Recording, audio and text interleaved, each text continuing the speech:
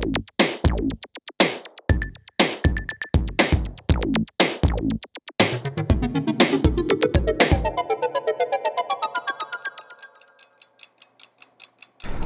this is this or is this or is this. I put my 16710 on the GMT Master 2 from 2003 on a Jubilee bracelet. It's aftermarket, so there's no Rolex anywhere. If I like it enough, then I'll put it on a real Rolex Jubilee bracelet if I manage to find one at a decent price, because I'm sure it's very, very pricey. But meanwhile, this is what I'll have. So let's switch the camera around and see how it looks. So there it is, 16710 on the Jubilee bracelet, aftermarket, as I said. So I actually posed this question to Archie Luxury and the Punters and the panel and Bear Clooney yesterday, and the question was on this watch, the 16710, do I put the Jubilee or the Oyster? Now the main answer was actually Oyster, and I understand that because the Oyster is superior. It's of course original.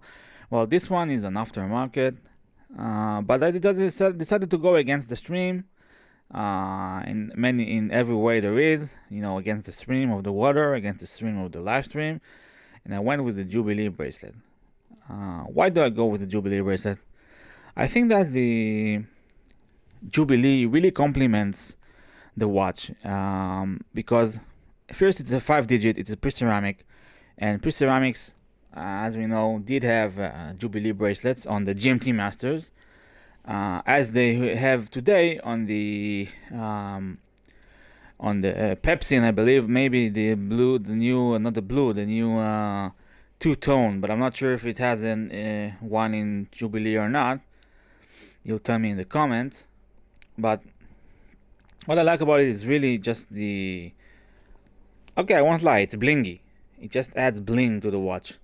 It makes it more dressy, and with the Oyster bracelet, it looks great.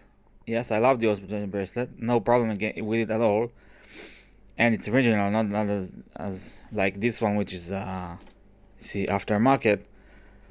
But in this way, it adds a little something, a little playfulness, I believe, to the watch. It makes it a little bit more retro looking, and that's something I love about it.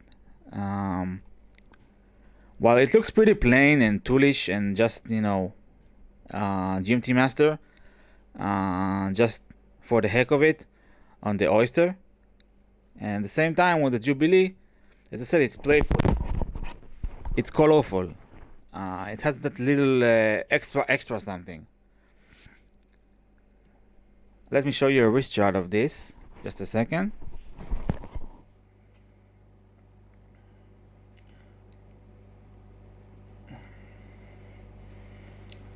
The clasp is really hard to open on this aftermarket bracelet, which is definitely not the thing I like, but it is what it is.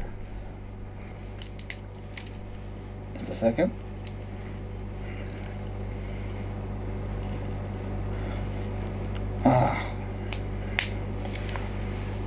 Okay, there it is. There it is, just a second, let me show you.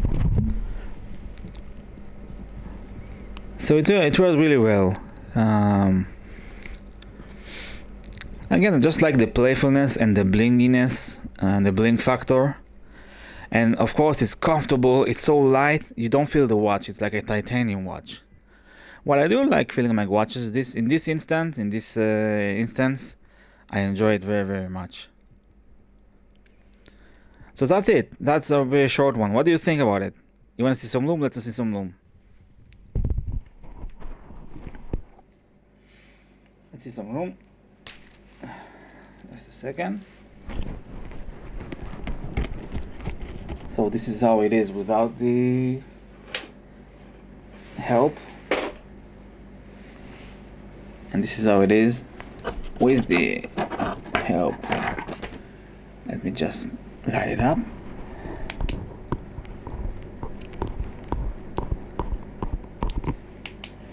Yeah, so the loom is very impressive for a 2003 watch, and yeah, it's celebrating 20 years today. Not today, like sometime this year. I don't know exactly when, but I think it's almost, you can say it's a vintage watch, right? Well, everyone has different standards, but 20 years for me, I think it's already a vintage watch. Okay, so what do you think about this? Do you prefer the Oyster or the Jubilee? Let me know in the comments below. And please, as always, like, share, subscribe, and tell your great friends about this watch and about this channel. Okay, later.